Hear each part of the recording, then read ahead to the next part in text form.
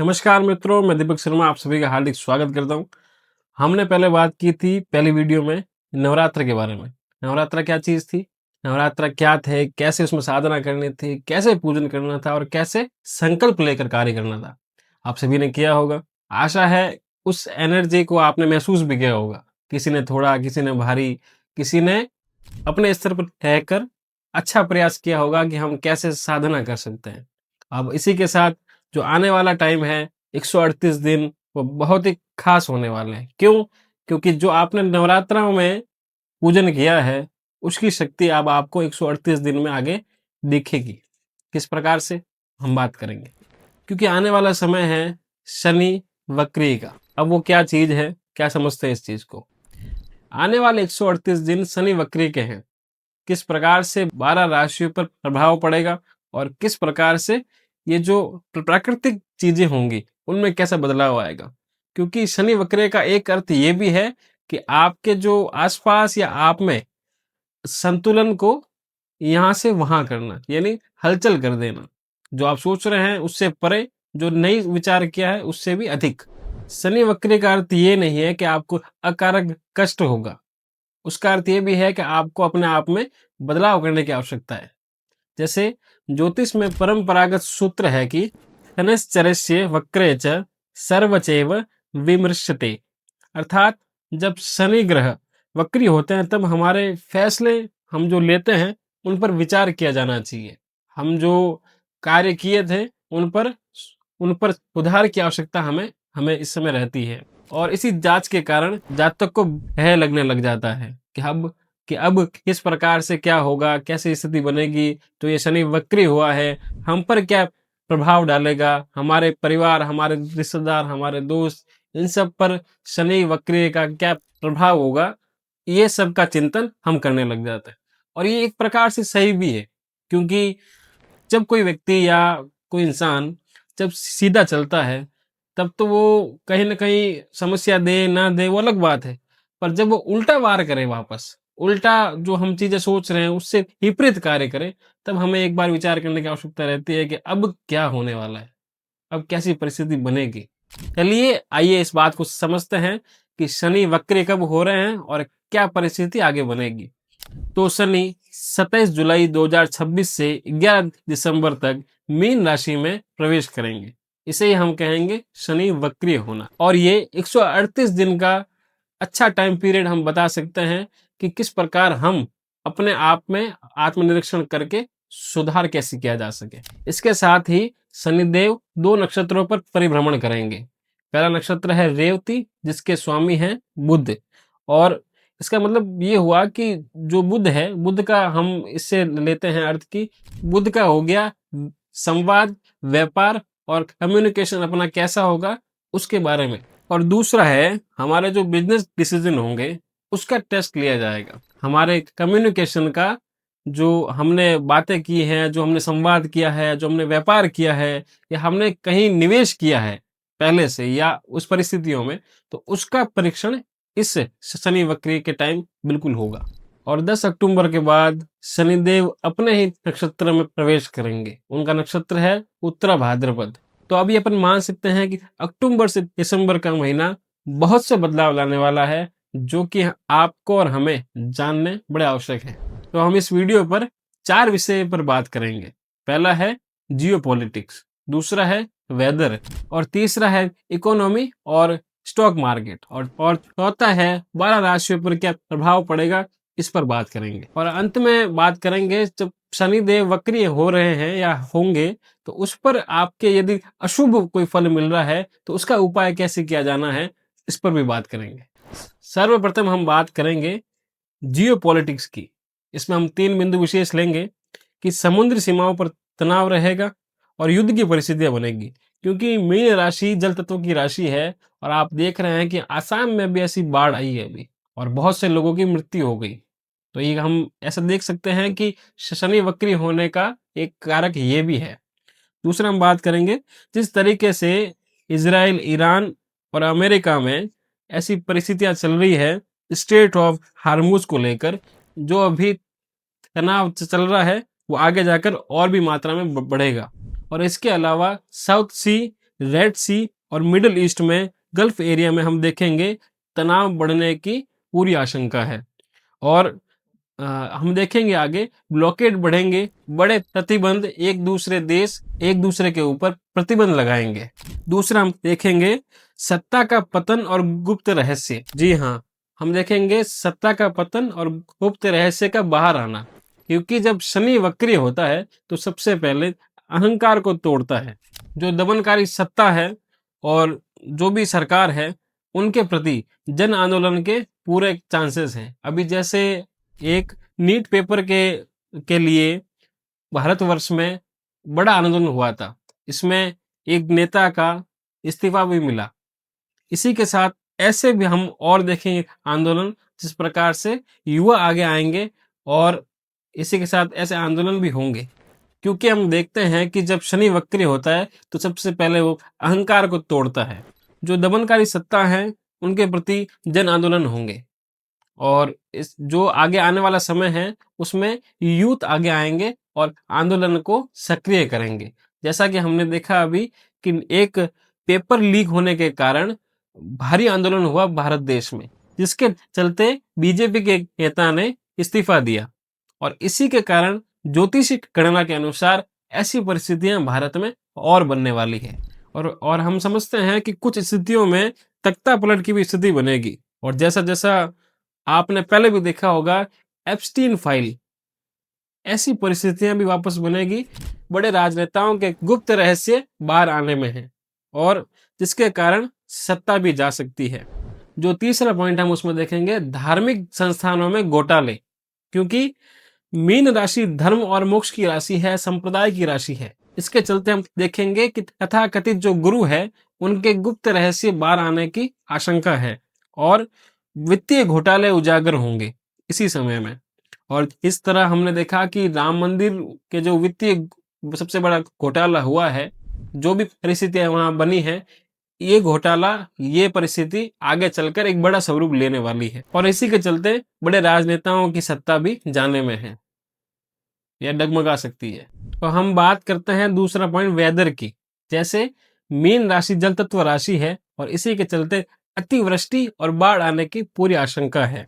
इसमें हम बात करेंगे कि जुलाई से लेकर सितंबर तक एक तरीके से जो समय है वह पहाड़ एवं तटीय इलाकों में अचानक भारी बारिश और फ्लड की संभावना रहेगी। जी हाँ, कारण और कुछ एरियाज पूरी तरह नष्ट होने की संभावना है। और अगर हम भारत की बात करें तो उत्तराखंड और हिमाचल प्रदेश में भारी बाढ़ आने की आशंका है। और इतना ही नहीं, जो हमारी धार्मिक यात्रा है जैसे मानसरोवर यात्रा या चारधाम यात्रा, इसमें भी कुछ दिक्कतें आने की संभावना है। इसमें काफी लोगों की जान भी जा सकती है। ऐसे कुल मिला के हम देखने को मिलेगा कहीं तो बहुत ज्यादा भारी बारिश है और कहीं अप्रत्याशित सूखा देखेंगे। और हम बात करेंगे तीसरे पॉइंट इकोनॉमी की। जी हाँ, जो वक्रीय शनि है तो एक बात तो तय है कि भाव बढ़ेंगे और महंगाई बढ़ने वाली है। इसी के साथ जो ट्रेडिंग का सोच रहे हैं वो लॉन्ग टर्म का विचार करके ही निवेश करें। शनि क्योंकि बुध के रेवती नक्षत्र में वक्री होने जा रहा है, इसके चलते जो बुध है वो संवाद, कम्युनिकेशन और व्यापार को संबोधित करता है। इसी के चलते हम ये बात कर सकते हैं कि जो बाजार की स्थिरता है वह गायब रहेगी। जो कोर सेक्टर है इसमें कनेक्शन बढ़ने की प्रबल संभावना है। इसी के साथ हम बात करेंगे कुछ विशेष क्षेत्र की, जैसे जिनमें लोहा है, कोयला है, भारी मशीनरी है, रियल एस्टेट है, इंफ्रास्ट्रक्चर है एवं सीमेंट में भारी प्रॉफिट बुकिंग हमें देखने को मिलेगी। और इसी के चलते जो छोटे ट्रेडर्स है उसको नुकसान मिल सकता है। और हम देखेंगे कि पैनिक सेलिंग का भी जाल बनता हुआ दिख रहा है। और याद रहे, हम ये सब बात एस्ट्रोलॉजिकल रीजन के आधार पर कर रहे हैं और यदि आपको निवेश करना है तो वित्तीय सलाहकार की सलाह लेकर ही अपना कदम बढ़ाएं। और आखिर में ये बात तय है कि जो वक्रीय शनि है वह हमें बाहर ना दौड़ते हुए आंतरिक सफाई के लिए आगे प्रोत्साहन कर रहा है। हमें कहीं और जगह नहीं देखना है, हमें स्वयं अपने आप को देखना है कि हम किस तरीके से अपने आप में सुधार कर सकते हैं। और याद रहे, जो मीन राशि है वो सबकॉन्शियस माइंड और मीन राशि मोक्ष और गहरे आत्मनिरीक्षण का परीक्षण करवाती है। और इसी के साथ हम सब यदि इन बातों का ध्यान रखते हुए चलते हैं तो हमारे 138 दिन जो आने वाले हैं उन पर अच्छा फल हम प्राप्त कर सकते हैं। आइए अंत में हम बात करते हैं 12 राशियों पर क्या परिणाम रहेंगे। संक्षिप्त में बात करते हैं इस बारे में। जो मेष राशि है, मेष राशि के जातक खर्च पर ध्यान दें, अनावश्यक खर्चा ना करें। जो उनकी गुस्सेल प्रवृत्ति है उस पर कंट्रोल करें, अपने गुस्से पर कंट्रोल करें। किसी को भी कुछ भी ना कह दें, वो आपके लिए नुकसान दे सकता है। तीसरा है, जो पुराने कर्ज हैं वो चुक सकते हैं अगर आप प्रयास करो तो, अन्यथा आपका आलस उन कर्जों को और बढ़ा देगा। चौथा पॉइंट है कि जो भी विदेशी प्रोजेक्ट आपके पास आ रहे हैं, जो देश से ना होके विदेश से कुछ अगर यदि आप कुछ व्यापार कर रहे हैं तो उन पर थोड़ा 2 बार विचार करके कार्य करें। और चौथा पॉइंट है कि बिना सोचे समझे निवेश ना करें, किसी की सलाह लेकर अपना कार्य उस पे आगे बढ़ाएं। जो वृषभ राशि के जातक हैं उनके लिए समय बहुत अच्छा होने वाला है, उनका ये समय गोल्डन होने वाला है। या ऐसे कहें कि जो आप सोच रहे हैं उससे भी बढ़कर आपको इस समय में मिलने वाला है। जो आपका प्रोफेशनल सर्कल है वो बढ़ने वाला है और इसी के साथ आपको व्यापार में भी अच्छा फायदा देखने को मिल रहा है। जो मिथुन राशि वाले जातक हैं उनको अपने व्यापार और करियर में सोच समझ कर निर्णय लेने की आवश्यकता है, क्योंकि बिना सोचे समझे कोई भी निवेश या कोई भी डिसीजन न लेवे। और ये हो सकता है कि जो आपका प्रमोशन है उसमें देरी हो सकती है। अभी तो यदि आप अपने कार्य के प्रति लॉयल रहेंगे तो एक अच्छा परिणाम आपको देखने को मिलेगा, अच्छा फायदा होगा। आगे बात करते हैं, जो कर्क राशि वाले जातक हैं उनके लिए ये भाग्य का चिंतन छोड़कर अपने कर्म के ऊपर उनको मेहनत करनी होगी, तभी वो सफल हो पाएंगे। और यदि कोई यात्रा के बारे में सोच रहे हैं तो अभी उस पर थोड़ी रोक लगा दें, कुछ समय के बाद अपनी यात्रा करें। और यदि कोई आप यात्रा के बारे में विचार कर रहे हैं तो उसको भी रोक दें, कुछ समय के बाद इस विचार को पुनः अपने ध्यान में लें। जो सिंह राशि वाले जातक हैं वह ध्यान दें, इस समय शेयर बाजार में यदि आप निवेश करने का सोच रहे हैं या यदि आपको किसी ने टिप भी दी है तो उसमें निवेश ना करें। ये आपके लिए अभी ये समय उचित नहीं है। और विशेष रूप से अपने हेल्थ पर ध्यान दीजिए, अपने स्वास्थ्य पर ध्यान दीजिए। और सबसे बड़ी बात है कि जो आपके एक ही चीज देख पा रहे हैं कि इस समय 138 दिन में पारिवारिक अनबन की प्रबल संभावना है, उस पर विशेष ध्यान देवें। खुद भी शांति रखें और परिवार में भी शांति बनाए रखने का प्रयास करें। जो कन्या राशि वाले जातक हैं उनके लिए यह है कि आपको विवाह या सगाई के समाचार मिल सकते हैं।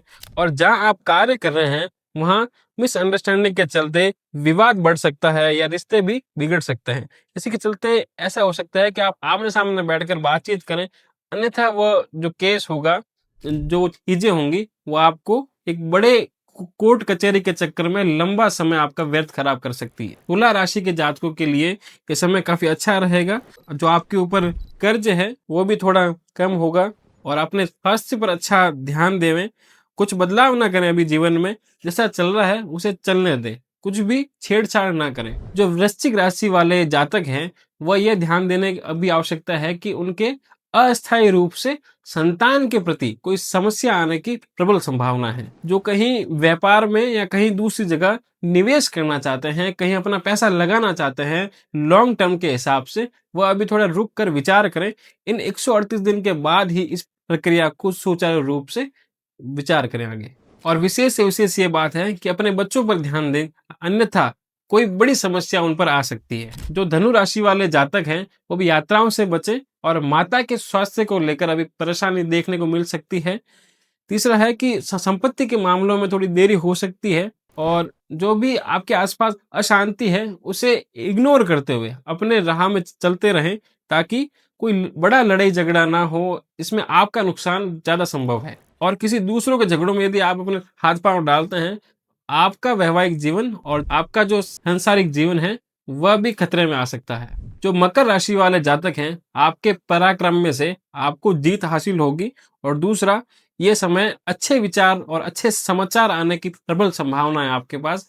थोड़ा सा धैर्य रखें, अपने काम के प्रति सजग रहें और जितना हो सकता है अपने परिवार और अपने कुटुंब का ध्यान रखते हुए अपनी योजनाएं बनाएं। और मकर राशि के जातकों के लिए विशेष चीज है कि अपनी स्किल को अपग्रेड करें, ये आपके आगे भी सहायता करेगी। जो कुंभ राशि के जातक हैं वो वाणी पर ध्यान रखें, अन्यथा आपके आपसी संबंध, पारिवारिक, वैवाहिक या कुटुंब में कहीं न कहीं विवाद हो सकते हैं, संकट आ सकता है। तीसरा पॉइंट है कि कहीं खर्च करने से पहले 2 बार सोचें, अन्यथा आपको नुकसान पहुँच सकता है। जो मीन राशि के जातक हैं, वह अपने सेल्फ इमेज को ध्यान में रखते हुए कोई भी कार्य करें।